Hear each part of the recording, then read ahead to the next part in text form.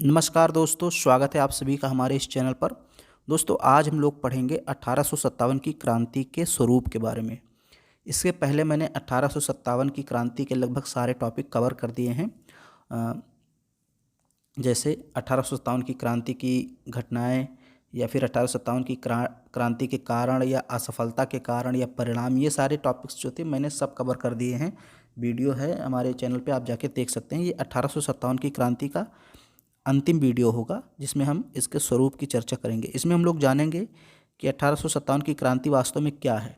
क्या ये राष्ट्रीय आंदोलन है, प्रथम स्वतंत्रता संग्राम है, सैनिक विद्रोह है, या फिर ये क्या है, हिंदू मुसलमानों का षड्यंत्र है। विभिन्न इतिहासकारों ने, विद्वानों ने इस पर अपने अपने मत दिए हैं। हम लोग इसको देखेंगे। बहुत ही इम्पोर्टेंट टॉपिक है।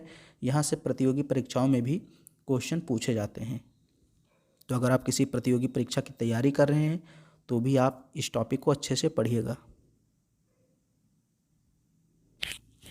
देखिए, यहाँ पर हम लोग पढ़ेंगे 1857 की क्रांति का स्वरूप। मैं थोड़ा सा आपको बता दूं। देखिए, जो ब्रिटिश इतिहासकार हैं वो कहीं ना कहीं इसको एक छोटी घटना मानते हैं। वो कहते हैं कि 1857 की क्रांति एक सैनिक विद्रोह था, बाकी कुछ नहीं था। मतलब वो ऐसा कह करके हमारे इस आंदोलन को या हमारे इस आंदोलन के महत्व को कम करना चाहते हैं, कम आंकते हैं। कहते हैं कोई बहुत बड़ी घटना नहीं थी, छोटी सी घटना थी जिसका हमने दमन कर दिया। ये ज़्यादातर ब्रिटिश इतिहासकार कहते हैं, सारे नहीं लेकिन अधिकतर कहते हैं। और जो भारतीय इतिहासकार या विद्वान हैं वो कहीं ना कहीं इसको राष्ट्रीय आंदोलन या प्रथम स्वतंत्रता संग्राम बताने का प्रयास करते हैं। तो ये मैंने थोड़ा सा आपको बताया। अब चलिए हम लोग पढ़ते हैं इसको डिटेल में। 1857 की क्रांति के स्वरूप को लेकर विद्वानों में मतभेद है, अतः 1857 के विद्रोह के स्वरूप का अध्ययन करना आवश्यक है। अब सबसे पहले देखिए सैनिक विद्रोह। तो किस किस विद्वान ने सैनिक विद्रोह कहा, यह आपको याद रखना है। इसको अच्छे से याद कर लीजिए। जॉन लॉरेंस के अनुसार यह एक सैनिक विद्रोह था और इसका तात्कालिक कारण कारतूस की घटना थी। तो पहला विद्वान कौन हो गया? जॉन लॉरेंस, जिसने हमारे इस 1857 की क्रांति को सैनिक विद्रोह कहा। दूसरा विद्वान है जॉन सीले। जॉन सीले का कहना था कि 1857 की क्रांति पूर्णतः अराष्ट्रीय और स्वार्थी सैनिकों का विद्रोह था। मतलब ये राष्ट्रीय नहीं था, अराष्ट्रीय था। राष्ट्रीय का मतलब पूरे देश ने भाग लिया और अराष्ट्रीय का मतलब कुछ लोगों ने भाग लिया। तो जॉन सीले कहता है कुछ लोगों ने भाग लिया, खासकर स्वार्थी सैनिकों ने। और वह कहता है कि भारतीय सैनिकों ने अंग्रेजी शासन को भारत से समाप्त करने का प्रयत्न किया था, जिसमें कुछ भारतीय राजा भी सम्मिलित हो गए थे, विशेष रूप से वे जिनके राज डलहौजी ने अंग्रेजी राज में सम्मिलित कर लिए थे। इसमें भारतीय जनता ने कोई भाग नहीं लिया। मतलब जॉन सीले कहता है कि इसमें सिर्फ और सिर्फ भारतीय सैनिकों ने भाग लिया, जनता ने भाग नहीं लिया। तो मतलब ये दोनों इतिहासकार, जॉन सीले और जॉन लॉरेंस, ये दोनों कहते हैं कि ये कोई जन आंदोलन नहीं था या कोई राष्ट्रीय आंदोलन नहीं था। ये तो एक छोटा सा सैनिक विद्रोह था जो सैनिकों ने शुरू किया था, और ये कारतूस की घटना से शुरू हुई थी। इसको अंग्रेजों ने आसानी से दबा दिया, ऐसा ये दोनों विद्वान कहते हैं सैनिक विद्रोह। तो ये याद रखिएगा, किसने कहा है सैनिक विद्रोह? जॉन सीले और जॉन लॉरेंस ने। अब देखिए मुस्लिम सत्ता, यहाँ सट्टा नहीं सत्ता होगी। मुस्लिम सत्ता की पुनः स्थापना का षड्यंत्र। जेम्स आउटरम और एक और विद्वान है, उनका नाम है टेलर। तो विद्वान आप नाम याद रखिए, लिख लीजिए, जेम्स आउटरम और टेलर। इन्होंने, अब ये देखिए यहाँ कहीं कहीं टाइपिंग मिस्टेक है, तो थोड़ा वो आप ध्यान में रखिएगा। जेम्स आउटरम, जिसने क्रांति के दमन में भाग लिया था, इसे मुस्लिम षड्यंत्र कहता है।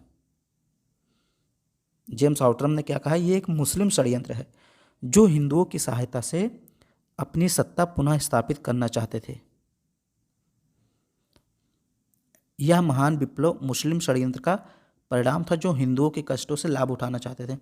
मतलब इन्होंने कहा, कुल मिलाकर जेम्स आउटरम ने, कि यह मुसलमानों का एक षड्यंत्र था। मुसलमान अपने शासक बहादुर शाह द्वितीय को दिल्ली की गद्दी पर पुनः स्थापित करना चाहते थे और उन्होंने हिंदुओं का यूज़ किया, यानी हिंदुओं को अपने साथ कर लिया। तो ये जेम्स आउटरम और एक और विद्वान है टेलर, इनका कहना है कि ये मुस्लिम सत्ता की पुनः स्थापना का एक षड्यंत्र था। अब एक विद्वान है, उन्होंने कहा यह सामंती शक्तियों का सत्ता प्राप्त करने का प्रयास था। सामंती शक्ति मतलब तालुकदार, जमींदार, यही सामंत हैं। तो इन्होंने अपनी जागीरों को प्राप्त करने के लिए विद्रोह किया, ऐसा मानना किसका है? मिलिशन का।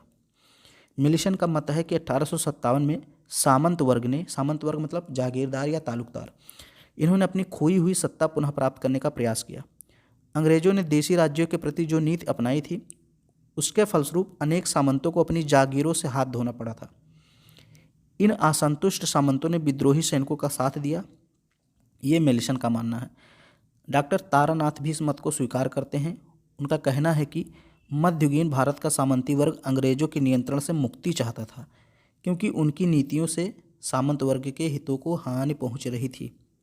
मतलब इन दोनों इतिहासकारों का यह कहना है कि चूँकि अंग्रेजों ने बहुत सारी ऐसी नीतियाँ बनाई थी जिससे जो यहाँ के जागीरदार या तालुकदार थे, जमींदार थे, उनकी जागीरें जब्त हो गई थी या उनको हानि हुआ था, तो वो अपनी जागीरों को पुनः प्राप्त करना चाहते थे। इसलिए उन्होंने संगठित होकर क्रांति की और भारतीय सैनिकों का यानी विद्रोहियों का साथ दिया।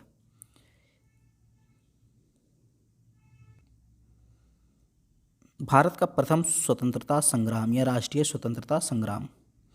सर्वप्रथम विनायक दामोदर सावरकर ने 1857 की क्रांति को संगठित राष्ट्रीय युद्ध कहा है, यानी प्रथम स्वतंत्रता संग्राम कहा है। किसने? वी.डी. सावरकर, विनायक दामोदर सावरकर ने। उनके अनुसार इस क्रांति के प्रेरक सिद्धांत स्वधर्म और स्वराज था। अशोक मेहता ने भी विभिन्न तर्कों के आधार पर वी.डी. सावरकर के मत का समर्थन किया है। उनका कहना है कि यद्यपि सैनिक इस विद्रोह के मुख्य स्तंभ थे, तथापि इसमें सामान्य जनता ने भाग लेकर इसे व्यापक और प्रभावशाली बना दिया। जनता ने प्रत्येक कदम पर अंग्रेजों से सहयोग किया। और इस मत को पंडित जवाहरलाल नेहरू जी भी तर्क मतलब समर्थन देते हैं। कहते हैं कि शुरू में तो ये एक सैनिक विद्रोह था, लेकिन बाद में इसमें आम जनता ने भाग लिया और एक जन आंदोलन बन गया। तो ये अशोक मेहता, वी.डी. सावरकर, नेहरू जी, ये सब इसी मत से सहमत हैं। अब यहाँ देखिए कुछ और भी मत हैं जो मैंने एक एक लाइन में लिख दिया है। इसको आपको याद रखना, एग्जाम में यहाँ से प्रश्न अक्सर पूछे जाते हैं। जिसमें एक विद्वान हैं होम्स, ये कहते हैं 1857 का विद्रोह सभ्यता और बर्बरता के मध्य संघर्ष था। अब होम्स ऐसा क्यों कहते हैं, ये ध्यान दीजिए। ये कहते हैं जो अंग्रेज थे वो सभ्य थे, यानी होम्स अंग्रेज ही हैं, तो ये कहते हैं अंग्रेज सभ्य थे और हिंदू और मुसलमान यानी भारतीय जो थे वो बर्बर थे, असभ्य थे। तो ये सभ्यता और असभ्यता के मध्य युद्ध था या संघर्ष था, ये होम्स कहते हैं। एक और इतिहासकार हैं रीज, इनके अनुसार यह धर्मांध धर्मावलंबियों का ईसाई धर्म के विरुद्ध युद्ध था। धर्मांध का मतलब धर्म में अंधे, धर्मांध धर्मावलंबी का मतलब क्या होता है? जो धर्म में अंधे हो, यानी हिंदू और मुसलमानों को इन्होंने धर्मांध धर्मावलंबी कहा है। और इन्होंने कहा ये धर्मांध धर्मावलंबियों ने मिलकर ईसाई धर्म के विरुद्ध युद्ध किया है। तो ये रीज ने कहा है। रीज, होम्स, ये सब अंग्रेज ही हैं। एक और अंग्रेज है डिजरेली, लेकिन इसका विचार थोड़ा अलग है। ये भी ब्रिटेन का प्रधानमंत्री था। इसका कहना है कि 1857 का विद्रोह जो था यह एक राष्ट्रीय विद्रोह था जो संगठित, सतर्क और सुनियोजित था। एक और विद्वान है मेंडले, का मत है कि काली और गोरी जातियों के मध्य संघर्ष था, यानी कि जो भारतीय हैं वो काले होते हैं और अंग्रेज गोरे, तो इन दोनों के मध्य संघर्ष था, ये मेंडले का कहना है। एक भारतीय इतिहासकार हैं आर.सी. मजूमदार, इनका मत है कि 1857 का विद्रोह ना तो प्रथम था, ना तो राष्ट्रीय था और ना ही स्वतंत्रता संग्राम था। तो ये कुछ चीज़ें थीं, कुछ टॉपिक्स थे, वो मैंने आपको पढ़ा दिया 1857 की क्रांति के। अब यहाँ से कोई भी प्रश्न आता है तो आपका यहीं से आएगा। इसमें जितने मैंने टॉपिक पढ़ाए इसको आप पढ़ लीजिए और यहीं से प्रश्न आता है। क्रांति का कारण पूछेगा या असफलता का कारण पूछेगा, परिणाम पूछेगा, स्वरूप पूछेगा या घटनाएं पूछेगा, तो मैंने सारी चीज़ें कवर कर दी हैं। अब आगे कौन सा टॉपिक आपको पढ़ना है कमेंट बॉक्स में ज़रूर लिखिए। अगर वीडियो आपको पसंद आ रहा है तो इसको लाइक कर दीजिए, शेयर कर दीजिए और चैनल पर अगर आप पहली बार आए हैं तो चैनल को सब्सक्राइब भी कर लीजिए।